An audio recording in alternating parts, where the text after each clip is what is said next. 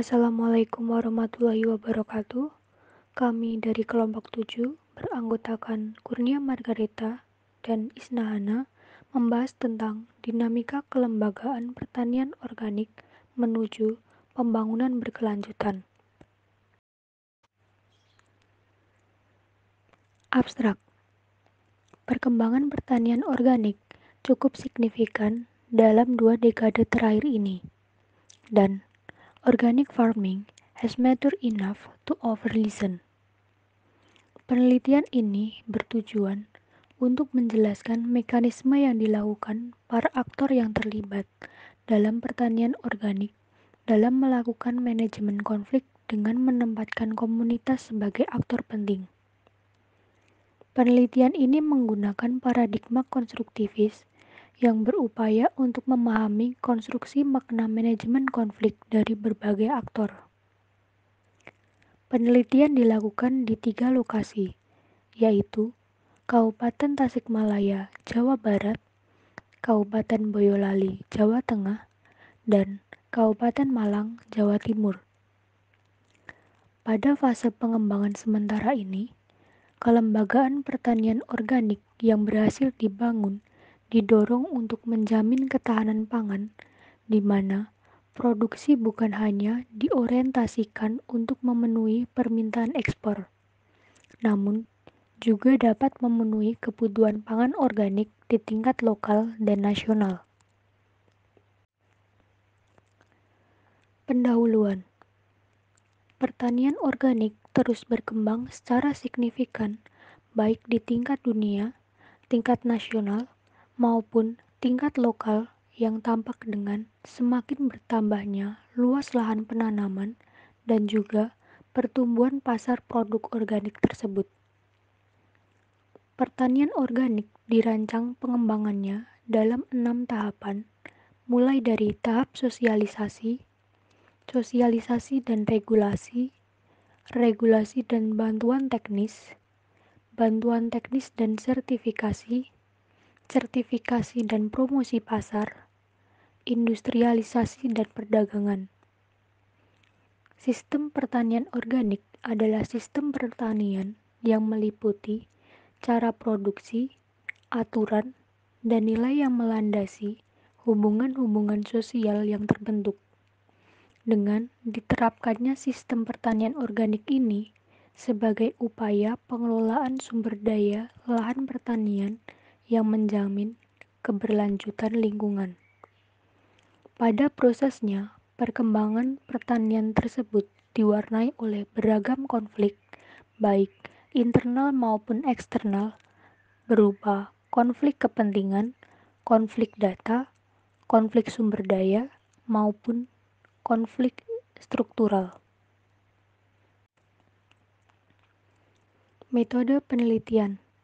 Penelitian dilakukan di 3 komunitas petani padi organik, yaitu di Kabupaten Tasikmalaya, Jawa Barat, Kabupaten Boyolali, Jawa Tengah, dan Kabupaten Malang, Jawa Timur. 2 komunitas petani di Tasikmalaya dan di Boyolali sudah mengekspor padi organiknya ke luar negeri, seperti Amerika, Belgia. Sedangkan di Malang sedang dalam proses persiapan ekspor ke luar negeri. Penelitian lapang dilakukan sejak bulan Maret. Subjek penelitian yaitu para petani organik yang sudah terlibat dalam pertanian organik sejak awal perkembangannya sampai saat ini, sehingga dapat menjelaskan dinamika dan mekanisme manajemen konflik yang dialami. Jenis data yang diambil berupa data primer dan sekunder. Perkembangan sistem pertanian organik di Kampung Naga, Desa Neglasari, Kecamatan Salawu, Kabupaten Tasikmalaya. Masalah yang ada dalam kelompok tani ini adalah administrasi. Masyarakat adat tidak biasa membuat catatan dari hasil maupun waktu tanam padi, sedangkan mereka dituntut oleh pemerintah dan Gapoktan untuk tertib administrasi, sehingga masyarakat merasa terbebani. Padi di daerah tersebut pernah mendapat sertifikasi ICS dan IMO, namun menurut pengurus tidak ada perbedaan setelah mendapat sertifikasi karena masyarakat luar telah percaya bahwa kampung tersebut menghasilkan padi organik. Prediksi mengenai organik ke depannya akan berkembang tetapi secara independen, karena tidak lagi menerima bantuan jika hanya menjadi beban masyarakat terutama dalam pelaporannya. Perkembangan sistem pertanian organik di Kabupaten Boyolali. Organisasi Apoli merupakan satu-satunya organisasi yang bergerak di sektor padi organik. Awal mula padi organik di Kabupaten Boyolali adalah adanya sosialisasi dari Dinas Pertanian setempat. Dinas Pertanian melakukan survei ke lokasi dan terpilih 12 kelompok tani yang memenuhi syarat untuk menanam padi organik. Organisasi ini bekerja sama dengan LSM International VECO yang membantu kelompok tani organik untuk memperoleh sertifikat internasional. Selain dengan VECO, organisasi ini juga bekerja sama dengan Agritera dan lembaga sertifikasi nasional. Mekanisme pemasaran, masing-masing kelompok tani mengirimkan hasil padi organik ke organisasi Apoli.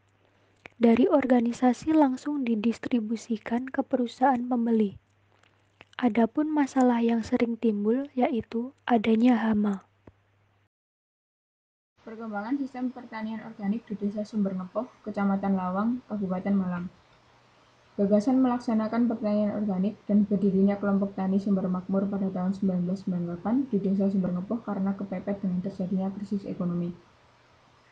Kesepakatan anggota kelompok tani sebanyak 30% dikonsumsi anggota dan 70% dibisniskan untuk pendapatan kelompok tani dan anggota kelompok tani.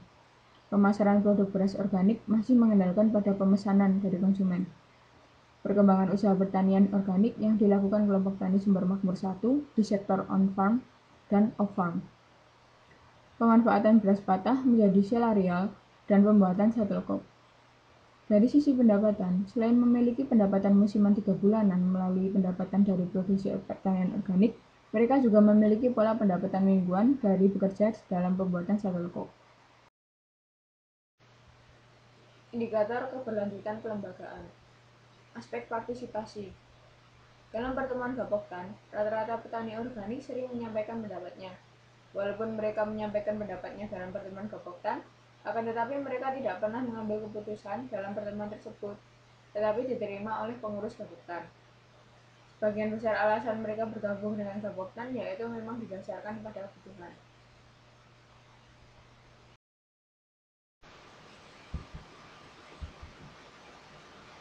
Aspek kinerja kelompok. Petani organik selalu ingin menerapkan sistem pertanian organik dan menanam padi organik. Petani organik selalu menerapkan sistem pertanian organik dengan aturan kelompok tani dan selalu memproduksi dengan kualitas yang sesuai dengan standar Gapoktan. Para petani organik akan menjual pada Gapoktan saat mereka tidak memiliki uang. Petani anggota kelompok dan Gapoktan sudah menyepakati peraturan dengan penjualan padi organik.